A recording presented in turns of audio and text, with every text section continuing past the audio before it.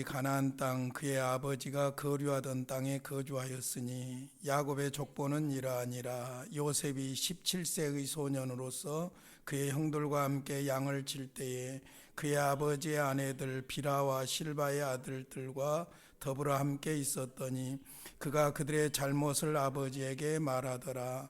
요셉은 노년에 얻은 아들이므로 이스라엘이 여러 아들들보다 그를 더 사랑하므로 그를 위하여 채색옷을 지었더니 그의 형들이 아버지가 형들보다 그를 더 사랑함을 보고 그를 미워하여 그에게 평안하게 말할 수 없었더라. 요셉이 꿈을 꾸고 자기 형들에게 말하매 그들이 그를 더욱 미워하였더라. 요셉이 그들에게 이르되 청하건대 내가 꾼 꿈을 들으시오. 우리가 밭에서 곡식단을 묶더니 내 단은 일어서고 당신들의 단은 내 단을 둘러서서 절하더이다. 그의 형들이 그에게 이르되 내가 참으로 우리 왕이 되겠느냐, 참으로 우리를 다스리겠느냐 하고 그의 꿈과 그의 말로 그로 말미암아 그를 더욱 미워하더니 요셉이 다시 꿈을 꾸고 그의 형들에게 말하여 이르되 내가 또 꿈을 꾼즉 해와 달과 11별이 내게 절하더이다 하니라. 그가 그의 꿈을 아버지와 형들에게 말하매 아버지가 그를 꾸짖고 그에게 이르되 내가 꾼 꿈이 무엇이냐, 나와 내 어머니와 내 형들이 참으로 가서 땅에 엎드려 내게 절하겠느냐. 그의 형들은 시기하되 그의 아버지는 그 말을 간직해 두었더라. 아멘. 37장부터 마지막 50장까지는 우리가 지금 창세기를 톨레토트, 족보 혹은 계보를 중심으로 해서 공부하고 있는데 마지막 10번째 야곱의 계보, 야곱의 톨레토트라고 볼 수 있습니다. 우리가 8번째 이삭의 톨레토트를 25장 19절부터 35장 29절까지 공부를 했는데 35장 29절에서 이삭이 죽지요. 죽음으로 이삭의 계보가 끝이 납니다. 근데 사실상 이삭의 계보를 공부하면서 주로 이삭의 이야기보다는 야곱의 이야기가 많이 되었던 것이 사실이죠. 그리고 나서 이삭이 죽고 나서 바로 무엇을 정리하냐면은 36장에서 에서의 계보를 정리합니다. 그래서 지난 시간에는 36장 제9부 에서의 족보에 대해서 생각을 했었죠.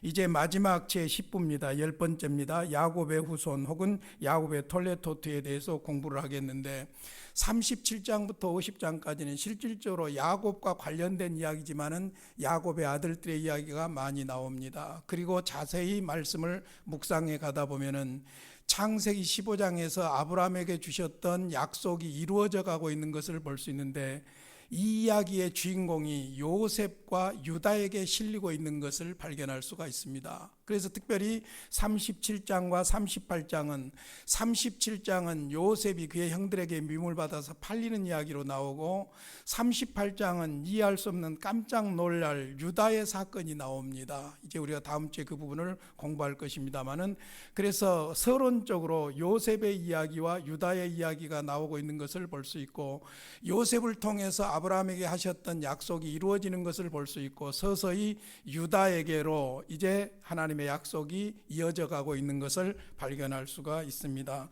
37장 2절부터 정확하게 야곱의 톨레토트라고 볼 수 있습니다. 37장 1절에 보면은 야곱이 가나안 땅 곧 그의 아버지가 거류하던 땅에 거주하였으니 그랬죠.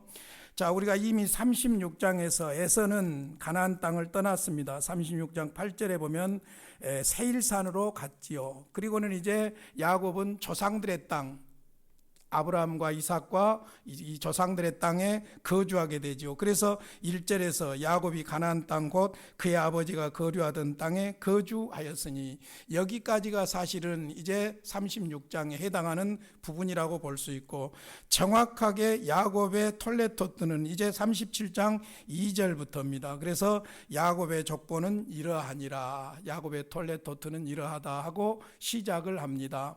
37장을 크게 두 부분으로 나누면은 야곱이 형들의 시기와 미움을 받은 내용이 나오고 그 다음에 이제 12절부터 마지막 36절까지는 요셉이 애굽으로 팔려가는 그 과정이 쭉 나오는 것을 볼 수 있습니다.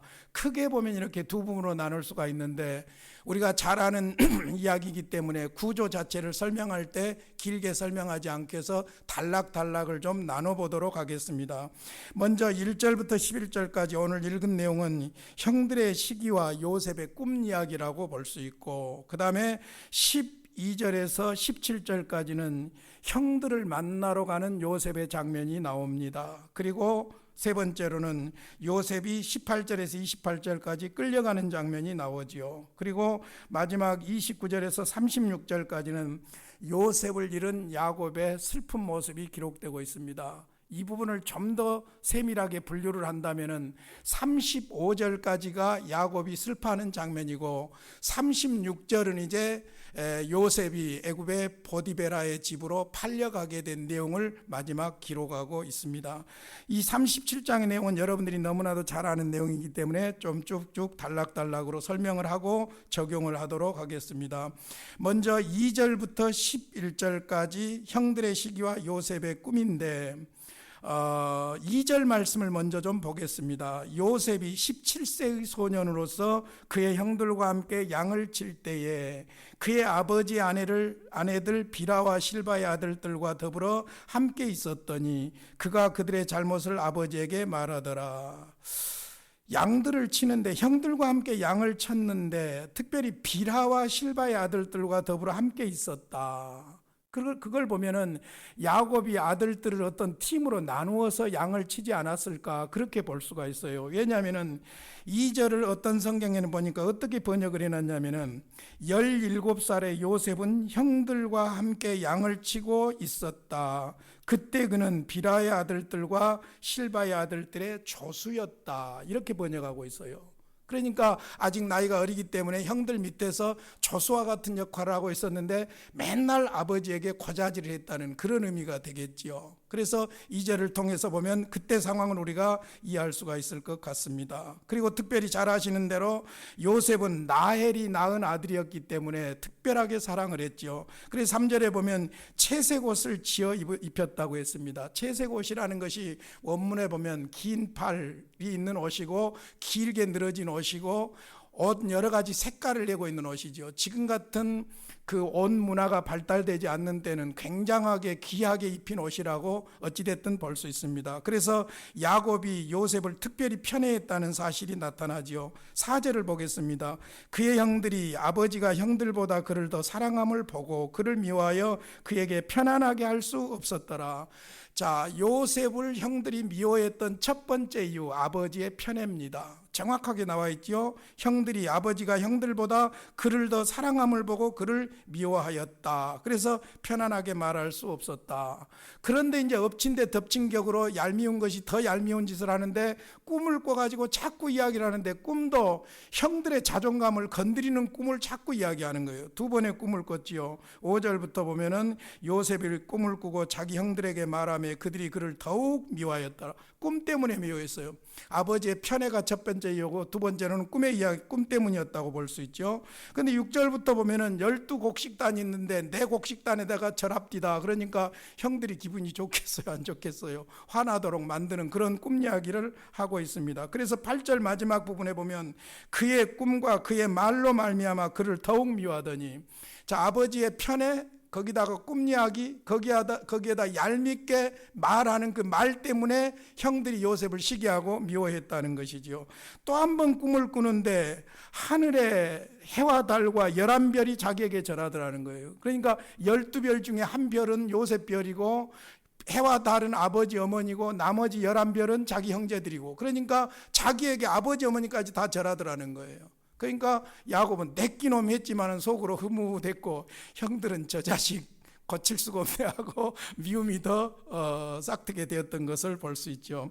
어찌됐든 이처럼 형들에게 시기와 요셉의 꿈의 장면이 이제 11절까지 나오는데, 이 꿈을 여러분이 그냥 단순하게 생각하시면 안 됩니다. 이 꿈과 하나님의 섭리가 연결되어 있는 것을 볼 수 있어요. 왜냐하면 구약에서는 계시가, 기록된 계시가 완성되지 않았기 때문에 하나님께서 계시하는 방법이 여러 가지가 있었어요. 환상이라든지 신의 현현이라든지 하나님이 직접 나타나신 것이죠. 그 다음에 꿈이라든지 그런 방법들로 말씀해 주셨어요. 그러니까 히브리서 1장에 있는 대로 여러 모양으로 말씀을 하신 것이죠. 선지자들에게. 그 중에 하나가 꿈이니까 지금 기록된 계시가 완성된 신약 시대하고는 다르게 구약의 그쪽 그 시점에서는 요셉에게 주었던 꿈을 단순한 꿈으로 생각할 것이 아니고 하나님의 섭리가 요셉의 꿈을 통해서 보여졌고 그 다음에 그 꿈이 이루어져가는 과정을 통해서 하나님께서 아브라함과 이삭에게 주셨던 약속이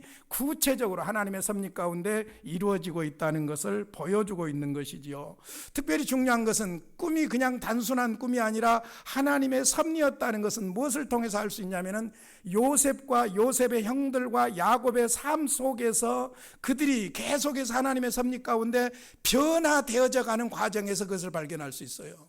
변화되어져 가는 과정에서 그것이 하나님의 섭리라는 것을 알 수 있고 최종적으로는 구원하시는 것이죠. 하나님께서 아브라함에게 주셨던 약속의 구원이 계속해서 이루어지고 있는 그것을 통해서 이것이 하나님의 섭리였다. 그러니까 하나님이 우리 개인에게나 가정에게나 국가적으로나 어떤 섭리를 하실 때는 제가 볼 때는 그래요. 요즘 이제 우리가 하나님의 하시는 일들 중에서 창조, 작정, 창조, 섭리를 공부하고 있는데 섭리는 반드시 변화와 구원으로 연결되는 것을 볼 수 있어요. 그러니까 여러분들께서 이제 창세기를 이후에 계속 50장까지 살펴보실 뿐만 아니라 출애굽기까지로 연결되어지는 것을 보고 심지어는 맨 훗날 신약시대까지 연결되어지는 것을 보면은 하나님의 섭리는 반드시 변화를 시키고 변화를 통해서 구원을 이루어 가시는 그것으로 우리가 발견을 할 수가 있는 것이지요.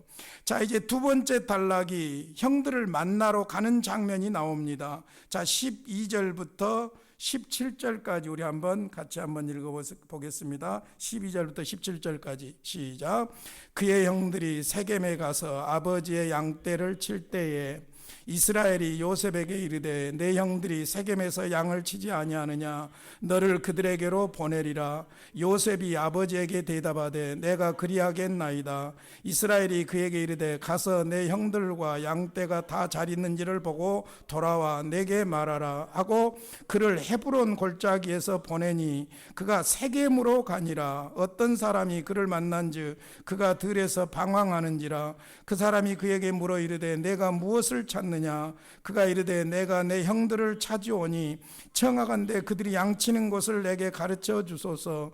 그 사람이 이르되 그들이 여기서 떠났느니라. 내가 그들의 말을 들으니 도단으로 가자 하더라 하니라. 요셉이 그의 형들의 뒤를 따라 가서 도단에서 그들을 만나니라. 그와 형들이 세겜에 가서 아버지의 양떼를 칠 때에 이스라엘이 야곱이죠. 요셉에게 형들에게 가서 양을 치고 있는데 살펴보라고 보냅니다. 여러분, 왜 야곱이 이때 세겜에서 양치는 자식들을 걱정하고 요셉을 보냈을까요? 2년 전의 사건을 기억하고 있는 겁니다. 2년 전의 사건, 유명한 세겜에서 그 세겜의 족장의 아들 세겜이 야곱의 딸 딥나를 간통한 사건으로 인해서 두 지파 간에 전쟁이 있었고 살육이 있었죠. 그 일로 인해서 야곱이 죽을 뻔했죠. 하나님의 은혜가 아니면 멸문을 당할 수밖에 없는 그런 상황이었죠. 이 아픈 기억이 있어요. 그러니까 세겜에 대한 아픈 기억 때문에 요셉을 세겜에서 양치고 있는 형들에게로 보낸 겁니다. 그런데 요셉이 세겜으로 갔더니 세겜의 형들이 없는 거예요. 그래서 방황을 하고 있었는데 한 사람을 만나서 물어보니까 도단으로 갔다는 거예요. 그래서 도단으로 가서 도단에서 17절에서 만났다고 나옵니다. 이게 간단한 지리적인 조건이 아니에요. 지금 현재 지리상으로도 이렇게 보면은요, 헤브론에서 세겜으로 갔죠. 거기가 거의 80km입니다. 거의 80km예요. 그냥 막 하루 왔다 가고 막 그런 거리가 아니에요. 80km 정도. 이제 옛날에는 전부 도보로 생활하기 때문에 만만한 시간을 가지고 이렇게 생활을 했죠. 지난번에 어떤 당 대표께서 저 남쪽에서부터 서울까지 걸어가는데 며칠 걸렸죠. 그런 문화였으니까 어찌됐든 헤브론에서 야곱이 살고 있는 헤브론에서 세겜까지가 약 80km고 세겜에서 도단까지가 약 12km예요. 그러니까 요셉이 상당히 방황을 했다고 볼 수가 있는 것이죠. 어찌됐든 요셉을 보내게 됩니다. 그랬더니 18절부터 이제 세 번째 문단입니다. 18절부터 28절까지 읽어보겠는데요. 요셉을 형들이 이제 팔게 됩니다. 18절부터 읽겠습니다. 28절까지 시작. 요셉이 그들에게 가까이 오기 전에 그들이 요셉을 멀리서 보고 죽이기를 꾀하여 서로 이르되 꿈꾸는 자가 오는도다. 자, 그를 죽여 한 구덩이에 던지고 우리가 말하기를 악한 짐승이 그를 잡아먹었다 하자 그의 꿈이 어떻게 되는지를 우리가 볼 것이니라 하는지라. 루벤이 듣고 요셉을 그들의 손에서 구원하려 하여 이르되 우리가 그의 생명은 해치지 말자. 루벤이 또 그들에게 이르되 피를 흘리지 말라. 그를 광야 그 구덩이에 던지고 손을 그에게 대지 말라 하니 그가 요셉을 그들의 손에서 구출하여 그의 아버지에게로 돌려보내려 함이었더라. 요셉이 형들에게 이르매 그의 형들이 요셉의 옷 곧 그의 입은 채색 옷을 벗기고 그를 잡아 구덩이에 던지니 그 구덩이는 빈 것이라. 그 속에 물이 없었더라. 그들이 앉아 음식을 먹다가 눈을 들어 본즉 한 무리의 이스마엘 사람들이 길르앗에서 오는데 그 낙타들의 향품과 유황과 몰약을 싣고 애굽으로 내려가는지라. 유다가 자기 형제에게 이르되 우리가 우리 동생을 죽이고 그의 피를 덮어둔들 무엇이 유익할까?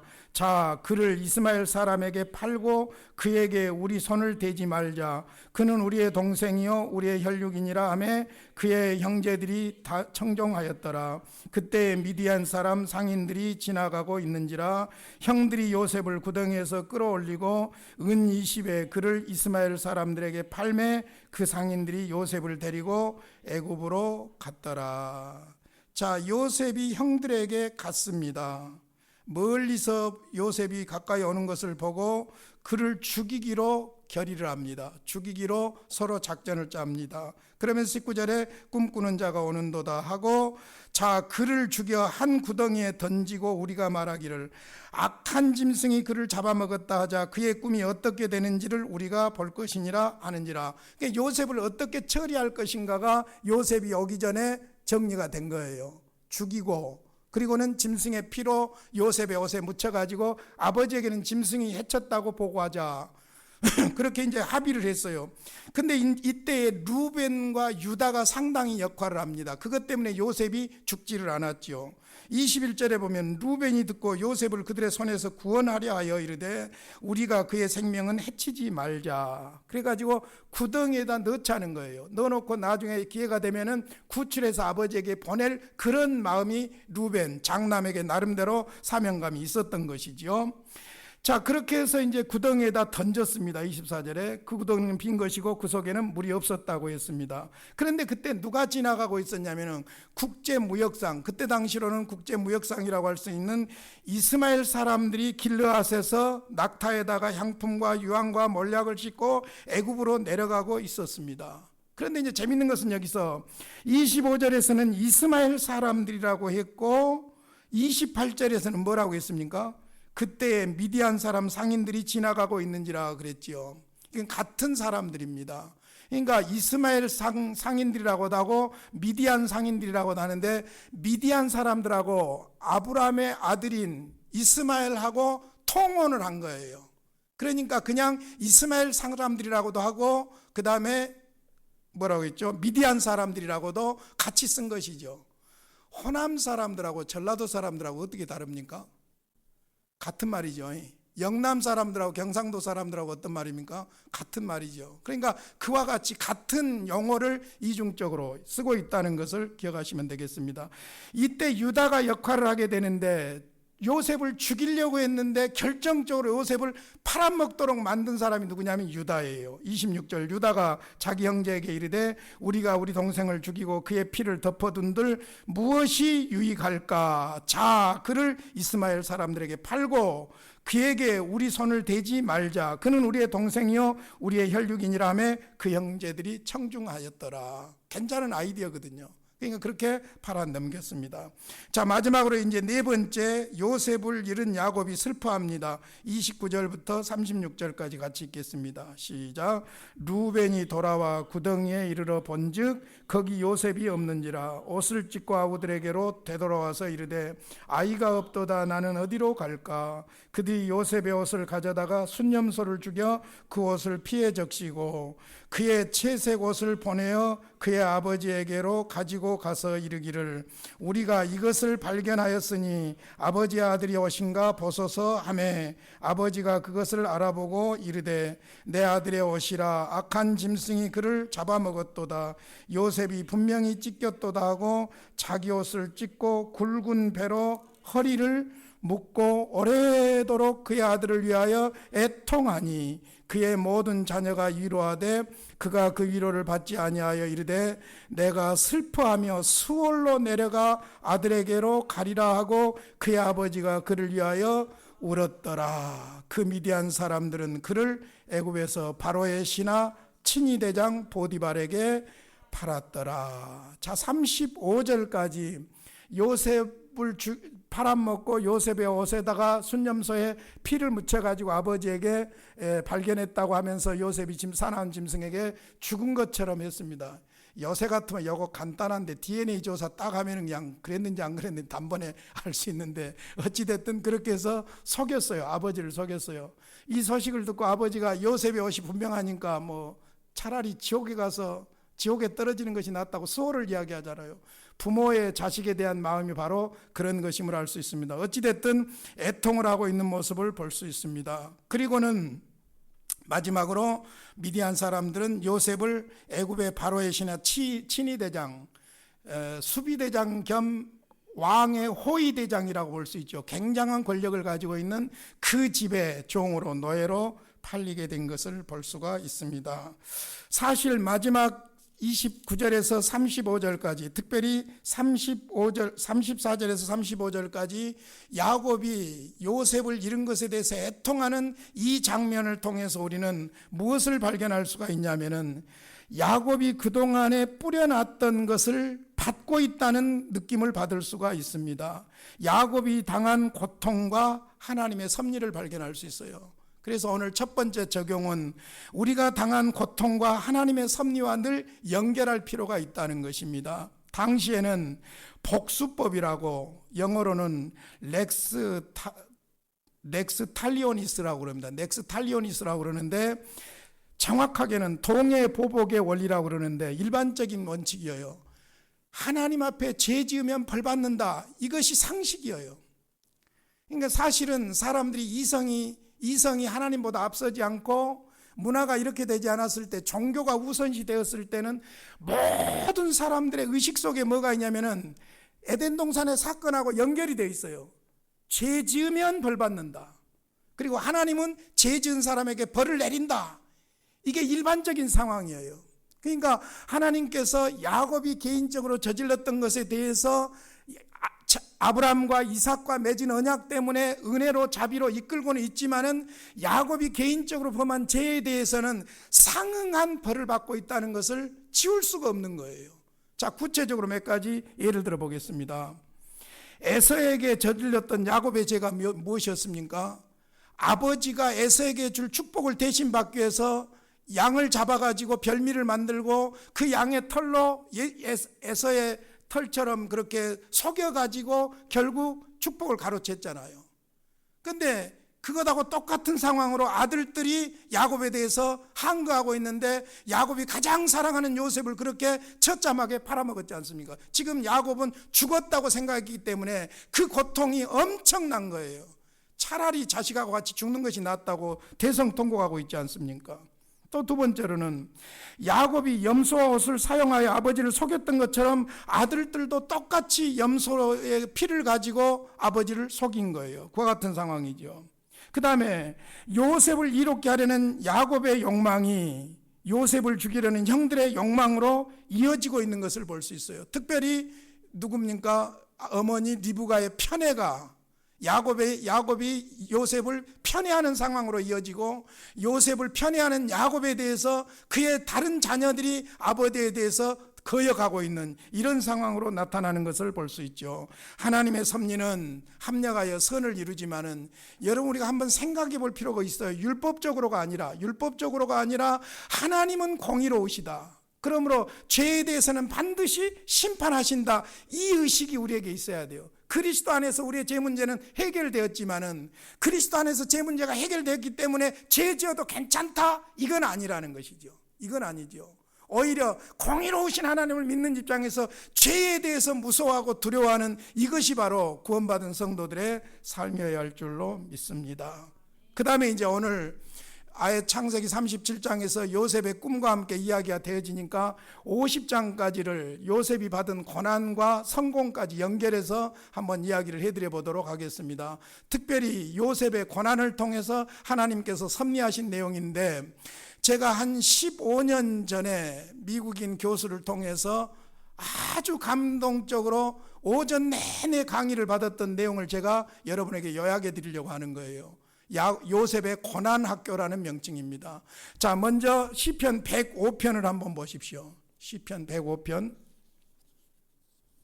시편 105편은 시는 시인데 창세기에서 출애굽기까지의 내용이라고 보시면 돼요. 하나님께서 아브라함을 선택하시고 이삭과 야곱으로 이어서 애굽으로 내려가고 애굽에서 많은 민족을 이루게 되고 나그네가 되고 나중에 애굽에서 나오게 되는 장면들을 찬양하고 있는 내용이에요.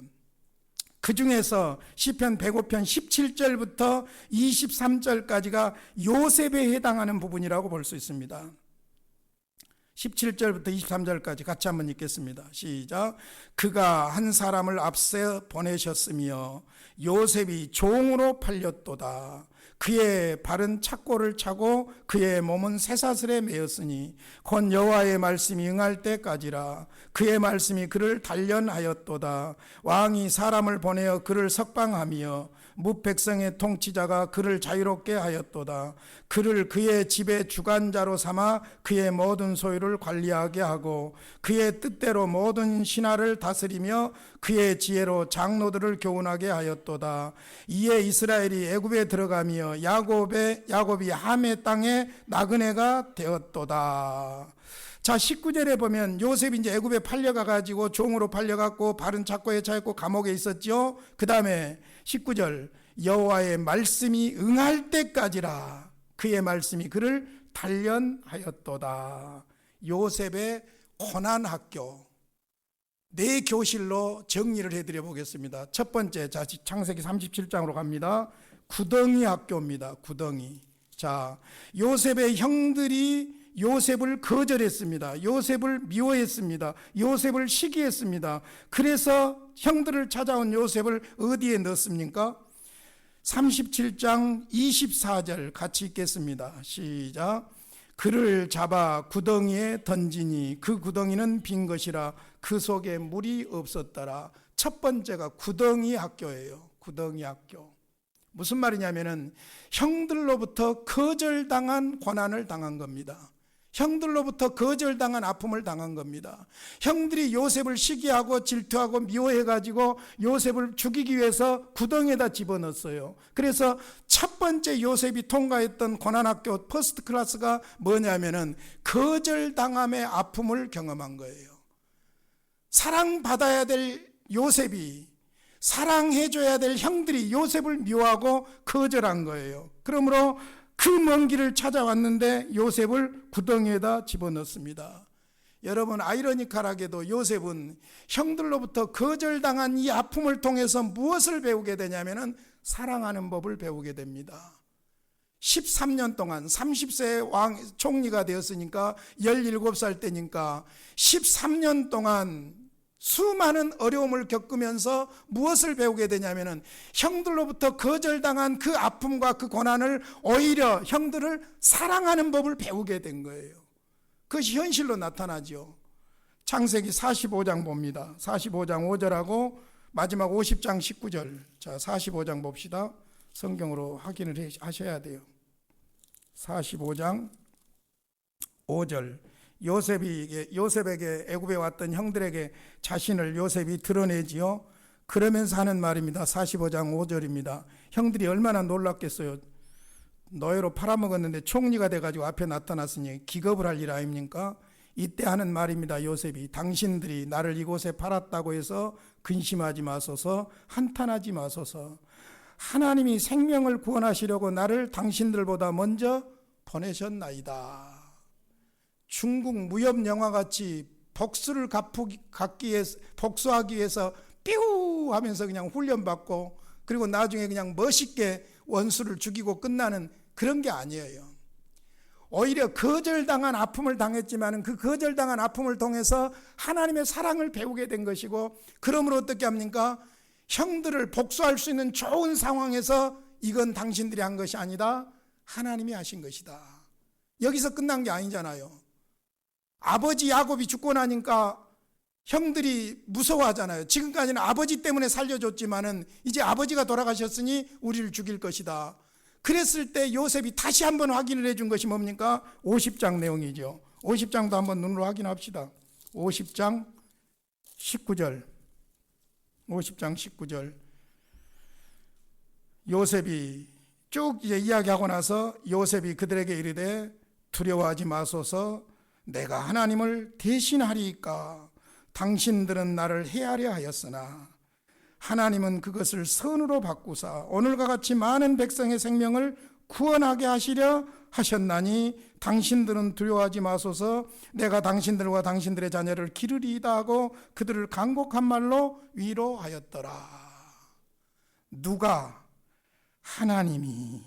이 말이 중요해요. 하나님은 그것을 선으로 바꾸셨다. 당신들이 나를 미워하는 것을 선으로 바꾸셨다. 여러분 그냥 간단하게 넘어가지 말고요, 한번 여러분의 지난 삶들을 한번 정리를 해보세요. 거절당한 아픔이 얼마나 큰 아픔인지 몰라요. 사람은 누구나 다 존경받고 존중받고 대접받고 사랑받고 그렇게 살아야 되는데 우리가 살아온 삶은 그렇지 않잖아요.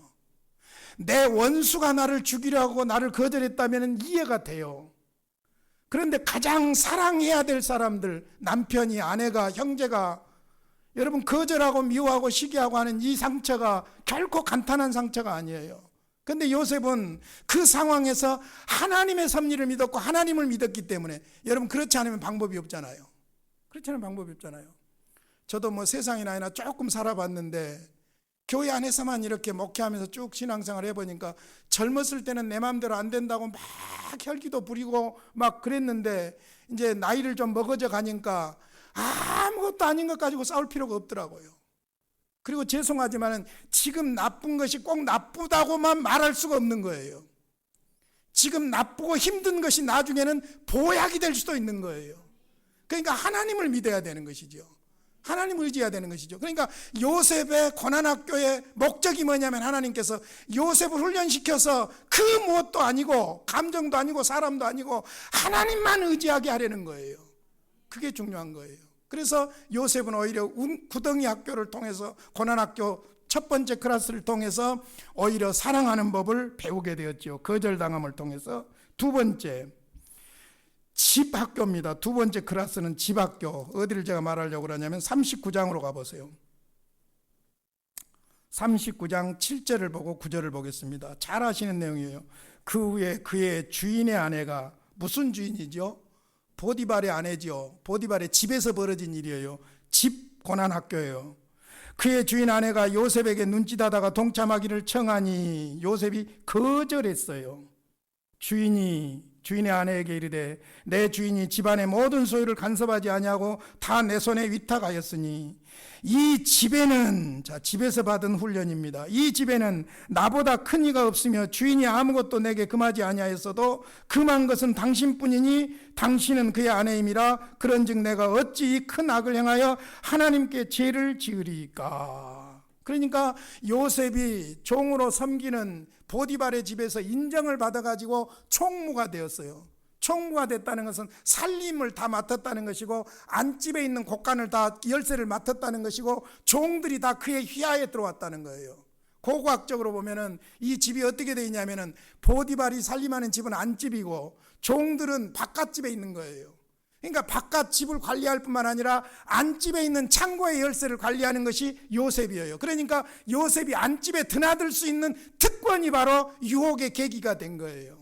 그러니까 그냥 요셉만 들어오니까 남편은 출근하고 안 계시고, 그러니까 이 여자가 이상한 짓을 하는 거예요. 그러니까 이게 사실은요, 여러분 간단한 게 아니고 죽느냐 사느냐는 시험이에요. 아니, 죽느냐 시험이에요. 사느냐는 없어요. 만약에 이 사모님의 말을 들어도 죽습니다. 안 들어도 죽습니다. 둘 다 죽는 수예요. 어찌할 수 없는 그런 시험이죠. 보디발의 아내의 유혹입니다. 유혹이라는 고난을 통과하게 되죠. 그런데 이 유혹을 통해서 요셉이 배우는 것이 무엇이냐면은 하나님만 의지하는 법을 배우는 거예요. 형제들의 거절을 통해서 사랑하는 법을 배웠는데, 보디발의 아내가 유혹하는 그 유혹을 통해서 요셉은 하나님 밖에는 의지할 리가 없는 거예요. 그래서 9절 다시 보겠습니다. 그런즉 내가 어찌 큰 악을 행하여 하나님께 죄를 지으리까. 할렐루야. 죽으나 사나 요셉에게는 소망이 하나님밖에 없는 거예요. 하나님이 죽이기도 하고 살리기도 하는 거예요. 그러니까 하나님만을 의지하는 것이죠. 오늘 존 파이퍼 목사가 그 코로나와 그리스도인이라는 책을 3월 달에 출간해 가지고 벌써 번역해 가지고 나와버렸더라고요. 잠깐 그 책을 쭉 읽어보니까 코로나 바이러스의 중요한 의미를 존 파이퍼 목사는 뭘로 설명하냐면은 반석으로 나오라라는 거예요. 반석으로. 코로나 때문에 죽을 수도 있고 코로나 때문에 피해를 안 입을 수도 있지만은 갈라디아서 5장 9절 10절에 있는 말씀을 인용해 가지고 살아있으나 죽으나 주님과 함께하는 그것이 바로 우리의 삶이라는 거예요. 코로나가 두려워서 하나님을 떠난다? 그건 코로나의 목적이 아니에요. 코로나가 두려워서 예배를 드리지 않는다? 그것도 하나님이 원하시는 코로나의 섭리가 아니에요. 오히려 어떤 모습으로든지 하나님을 예배할 뿐만 아니라 하나님과의 관계가 더 깊어지는 이것이 바로 하나님께서 우리에게 코로나를 허락하신 뜻인 줄로 믿습니다. 그러니까 유혹을 통해서 좌절하고 실망한 것이 아니라 오히려 유혹을 통해서 하나님만을 의지하는 법을 배우게 된 거예요. 이상해요. 술 중독자 아버지 밑에 중독자가 나오기도 하고 술은 입에도 대지 않는 아들이 나오기도 해요. 역설적이에요. 하나님께서는 이 고난학교를 통해서, 유혹이라는 고난학교를 통해서 하나님만을 섬기는 법을 가르쳐 주셨습니다. 세 번째, 그것 때문에 이제 어디로 갑니까? 감옥으로 가게 되죠. 39장 20절로 가보겠습니다. 39장 20절. 이에 요셉의 주인이 그를 잡아 옥에 가두니 그 옥은 왕의 제수를 가두는 곳이었더라. 요셉의 옥에 갇혔으나. 요셉이 옥에 갇혔습니다. 감옥, 감방에 갇혔습니다. 세 번째 클래스 감방학교예요. 요셉의 고난학교 세 번째 클래스가 감방학교입니다. 근데 요셉이라는 영화를 보면은요, 보디발이 그 아내가 어떤 여자인지를 알고 있더라고요. 그러니까 요셉이 그럴 인물이 아니라는 것을 알아요. 그러니까 감옥에 넣었습니다. 사실은 감옥에 들어갔죠. 감옥에 들어가서도 하나님이 함께 하셨고, 감옥에 들어가서도 어쩝니까? 오히려 더 성실하게 섬기게 되지요. 성실하게 섬기게 됩니다.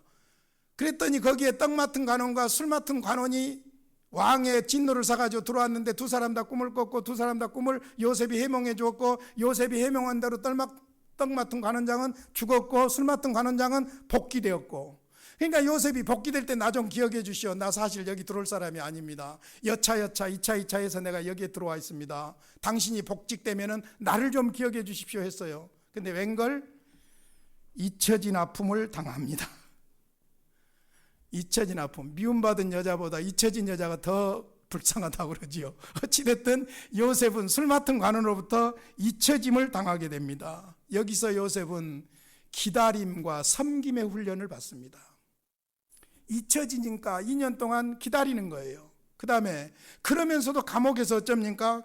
계속해서 섬기는 일을 하는 거예요. 그랬더니 39장 22절 보세요. 간수장이 옥중 제수를 다 요셉의 손에 맡김으로 그 재반 사물을 요셉이 처리하고, 간수장이 모든 감옥의 일들을 요셉에게 맡겨줄 정도로 신실하게 인정을 받습니다. 그러니까 실망하고 좌절한 것이 아니라 하나님의 섭리를 믿고 하나님을 의지하기 때문에 어떻게 했느냐? 기다릴 줄 알았고. 믿는 사람들은 좀 제발 기다릴 줄 알아야 돼요. 기다릴 줄 알아야 돼요. 밥 안 쳐놓고 바로 퍼먹소? 뜸도 좀 드리고 해야지요. 기다릴 줄 알아야 돼요. 뿐만 아니라 문제가 있으니까 안 해. 이것도 안 해. 저것도 안 해. 아니에요. 문제가 있을수록 할 일을 해야 될 줄로 믿습니다. 옛날에 우리 엄니는 보니까 성질나면 밭에 가서 일합니다. 오히려 힘들수록 할 일을 해야 될 줄로 믿습니다. 그것이 바로 요셉이 세 번째 감옥 학교에서 연단받은 훈련의 결론이라고 볼 수 있습니다. 마지막 이제 드디어 41장으로 가보겠습니다. 어디로 갑니까? 어느 클래스예요? 41장 37절로 가보십시오. 바로의 궁궐로 들어가게 됩니다. 바로가 꿈을 꾸게 되고 그 꿈을 꾸고 이야기하니까 해명하는 사람이 없으니까 그때서야 술 맡은 관원이 요셉을 생각하게 되고 요셉이 바로의 궁궐로 수염 깎고 옷 새로 입혀가지고 끌려가게 되죠. 거기에서 바로의 꿈을 해몽하게 되죠. 그리고는 바로의 꿈을 해몽하니까 신하들도 다 동의를 해요. 신하들도 동의를 해가지고 37절 이하 쭉 읽어보시면 41절로 갑니다. 41절 시작. 바로가 또 요셉에게 이르되 내가 너를 애굽 온 땅에 총리가 되게 하려 하노라. 궁궐에서 총리로 성공을 하게 됩니다. 이게 마지막 클래스, 궁궐 클래스예요. 총리로 성공을 하게 되는데 성공을 하면서 요셉이 하나님께서 주신 지혜로 나라를 다스리는데 7년 동안 풍년이 있을 것입니다. 7년 동안 흉년이 있을 것입니다. 풍년 동안에 흉년을 준비해야 됩니다. 곡간을 넓혀서 농사를 짓게 하고 곡간에다 곡식을 쌓아야 됩니다. 그래서 애굽만 아니라 천하 만민들을 다 먹여 살리는 엄청난 일을 하게 되는 것을 볼 수 있습니다. 이 성공과 이 축복을 통해서 축복을 나누는 삶을 살게 되는데 41장 54절부터 제가 좀 읽어드리겠습니다. 요셉의 말과 같이 7의 흉년이 들기 시작하며 각국에는 기근이 있으나 애굽 온 땅에는 먹을 것이 있더니 57절 각국 백성도 양식을 사려고 애굽으로 들어와 요셉에게 이르렀으니 그 기근이 온 세상에 심함이었더라. 요셉이 총리로 성공하게 됩니다. 성공의 목적이 무엇이냐? 그 성공, 그 축복을 나누기 위함입니다. 축복의 통로가 되기 위함입니다. 요셉이 총리가 됨으로 애굽의 수많은 사람들이 굶주림을 면할 수 있었고 애굽의 총리가 됨으로 말미암아 가나안에는 이미 문제가 생겼는데 가나안에 있는 자기 아버지와 형제들을 다 먹여 살리는 구원하는 놀라운 역사를 가져왔던 것을 볼 수 있습니다. 구덩이 학교에서 거절당한 아픔이 있었으나 사랑하는 법을 배웠고 보디발의 집에서는 아내의 유혹이 있었으나 하나님만 의지하는 법을 배웠고 감옥에서는 억울하게 감옥에 갇혔지만 성실하게 기다리며 잊혀지는 아픔이 있었지만 기다리고 성실하게 일하는 그런 결과들을 가져와서 하나님께 영광을 돌리게 되고 그 다음에 궁궐에서는 성공을 통해서 축복의 통로가 되는 요셉의 멋있는 마무리를 발견할 수가 있습니다. 요셉은 하나님의 섭리를 믿고 의지했습니다. 그 믿고 의지한 것을 제가 두 구절 성경 소개하고 오늘 말씀을 마치겠습니다. 다시 한번 창세기 50장으로 가봅니다. 거기에 요셉의 고난학교의 결론이 들어있습니다. 50장 20절 요셉의 형들이 아버지가 죽고 나서 의심할 때 다시 요셉이 형들에게 선언한 말입니다. 같이 읽겠습니다. 시작. 당신들은 나를 해하려 하였으나 하나님은 그것을 선으로 바꾸사 오늘과 같이 많은 백성의 생명을 구원하게 하시려 하셨나니 당신들은 나를 해하려 하였으나 하나님은 그것을 선으로 바꾸셨습니다. 하나님을 믿읍시다. 좀 힘들더라도 좀 억울하더라도 하나님을 믿읍시다. 하나님께서 이제 마지막 로마서 8장 28절 우리가 너무나도 좋아하는 말씀입니다. 이 말씀 읽고 말씀 마치겠습니다. 로마서 8장 28절 찾으면 얼른 띄워주면 좋고 로마서 8장 28절입니다. 찾아서 같이 한번 읽어보겠습니다. 시작. 우리가 알거니와 하나님을 사랑하는 자 곧 그 뜻대로 부르심을 입은 자들에게는 모든 것이 합력하여 선을 이루느니라. 오늘 이 말씀 우리 암송합시다. 다시 한번 읽겠습니다. 시작. 우리가 알거니와 하나님을 사랑하는 자 곧 그의 뜻대로 부르심을 입은 자들에게는 모든 것이 합력하여 선을 이루느니라. 한 번 더 읽겠습니다. 시작. 우리가 알거니와 하나님을 사랑하는 자 곧 그 뜻대로 부르심을 입은 자들에게는 모든 것이 합력하여 선을 이루느니라. 지난주에 보았던 야고보서 1장 12절에 보면 시험을 참는 자는 복이 있다. 하나님께서 예비하신 면류관을 얻는다.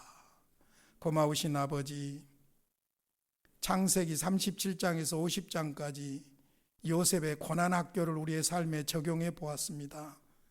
하나님을 의지하게 하여 주시옵시고 하나님의 섭리를 보고 느낄 줄 알게 하여 주시옵시고 큰 틀에서 하나님의 역사하심을 보며 승리하게 하여 주시옵소서. 예수님의 이름으로 기도하옵나이다. 아멘. 찬송가 384장입니다. 384장.